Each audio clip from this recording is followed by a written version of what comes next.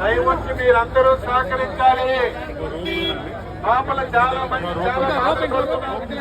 మీ వల్ల ఏమీ చేయలేకపోతున్నాం. ప్లీజ్ అందరూ సహకరించాలి. ఓన్లీ ఫుడ్ వెహికల్ తప్ప, ఓట్లు తప్ప లోపలికి ఎవరు రావద్దు.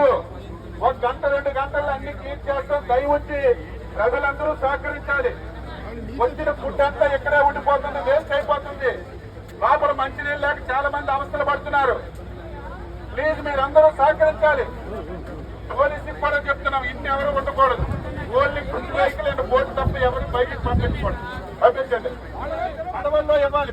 మధ్యలో అక్కడ పంచుకో, మధ్యలో అక్కడ పంచుకో, చివరికెళ్ళు. ప్లీజ్ ఫుడ్ మాత్రం ఇవ్వండి బయటకు లోపలికి.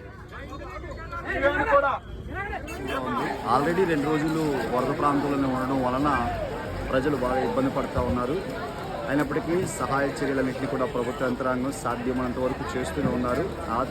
అర్ధరాత్రి సీఎం గారు అలాగే మరి ఉప ముఖ్యమంత్రి పవన్ కళ్యాణ్ గారు సింగనగర్ ప్రాంతంలో నుండి అన్ని పరీక్షించారు. అయినప్పటికీ జరిగింది ఏంటంటే కేంద్ర బలగాలు కొన్ని బోట్స్ అవి వెళ్ళి వాళ్ళని తీసుకురావడం కష్టతరంగా ఉన్నాయి. ఎందుకంటే అది వెహికల్స్ వెళ్ళే దారి కనుక వాటర్ దారిలో అవి వెళ్ళడం అవి అంత సెక్యూర్డ్ కాదు అని భావించి ఉదయాన్నే పెద్ద మనం సముద్రాల్లో చూసేటువంటి బోట్స్ని తీసుకురావడం అనేది జరిగింది. మేము సింగనగర్ ప్రాంతంలోనికి ఇంచుమించుగా ఫ్లైఓవర్ కిందకి వచ్చా. ఇక్కడ నుంచి మమ్మల్ని వెళ్ళనివ్వడం లేదు.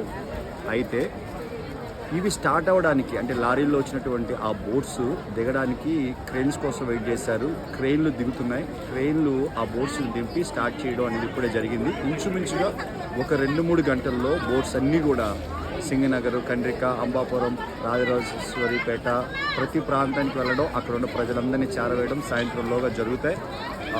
పనులు ముమ్మరంగా జరుగుతున్నాయి. ఇదివరకటి అంత ప్రమాదకరమైన పరిస్థితి అయితే ఈ సాయంత్రం తర్వాత ఉండదనేది ప్రాంతంలో చెప్పుకున్నటువంటి మాట. కాబట్టి ఎవరు కంగారు పడద్దు, కలవరపడద్దు. పరిస్థితులన్నీ కూడా సర్దుమణిగేదానికి ఈరోజు అవకాశం ఉంది. Thank you.